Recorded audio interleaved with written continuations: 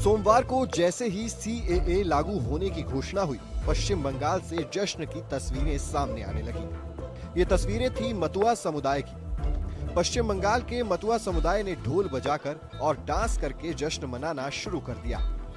आपको बताते हैं कि आखिर मतुआ समुदाय क्या है और जश्न क्यों मना रहा है। मतुआ समुदाय बांग्लादेश से आया एक समुदाय है। इनका बड़ा हिस्सा पश्चिम बंगाल में बड़ी संख्या में रहता है। मतुआ समुदाय के लोग खुद को हिंदू बताते हैं। दावा किया जाता है कि भारत में इनकी आबादी है, लेकिन लंबे समय से शरणार्थियों के रूप में रह रहे हैं। इन लोगों को सरकार भारतीय नागरिकता देगी। इनमें बड़ी संख्या अकेले पश्चिम बंगाल प्रांत में रह रही है। सीएए लागू होने पर इन्हें नागरिकता मिलने का रास्ता साफ हो गया है। इसके लिए दस्तावेज देने की भी जरूरत नहीं पड़ेगी। जनसंख्या की बात करें तो मतुआ समुदाय की जनसंख्या के सही आंकड़े अभी मौजूद नहीं है, लेकिन कुछ रिकॉर्ड्स में इनकी जनसंख्या 70 से 80 लाख तो कुछ में 2 से 3 करोड़ बताई गई है। इसमें भी सबसे ज्यादा जनसंख्या पश्चिम बंगाल में है। मतुआ समुदाय के जो लोग विभाजन से पहले मौजूद हैं, उनके पास भारत की नागरिकता है। ऐसे लोगों की जनसंख्या 30 लाख के करीब है। इन्हीं मतुआ समुदाय पर पकड़ बनाकर ही बीजेपी पश्चिम बंगाल में अपनी सियासी जड़ें जमाने में कामयाब रही थी। 2019 के लोकसभा चुनाव में बीजेपी 18 सीटें जीतने में कामयाब रही थी, जबकि उसे 2014 में महज 2 सीटें मिली थी। इसके बाद 2021 के विधानसभा चुनाव में बीजेपी दूसरे नंबर की पार्टी बन गई। ऐसे में बीजेपी ने लोकसभा चुनाव से ठीक पहले सीएए नियम का दांव चला है, जो बीजेपी के लिए बंगाल में सियासी संजीवनी साबित हो सकता है। वहीं ममता बनर्जी के लिए ये बात टेंशन बढ़ाने वाली हो सकती है।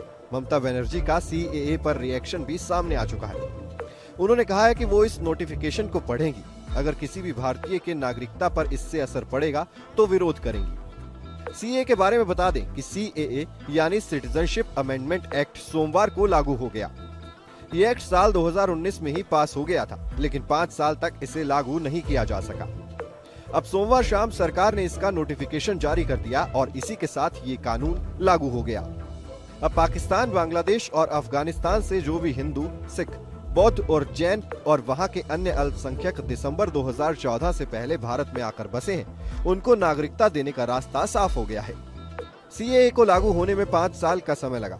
सीएए को लेकर साल 2020 से लगातार एक्सटेंशन लिया जा रहा है। दरअसल संसदीय प्रक्रियाओं की नियमावली के मुताबिक किसी भी कानून के नियम राष्ट्रपति की सहमति के 6 महीने के भीतर तैयार किए जाने चाहिए। ऐसा न होने पर लोकसभा और राज्यसभा में विधान समितियों से विस्तार की मांग की जानी चाहिए। सीएए के केस में 2020 से गृह मंत्रालय नियम बनाने के लिए संसदीय समितियों से नियमित अंतराल में एक्सटेंशन लेता रहा है।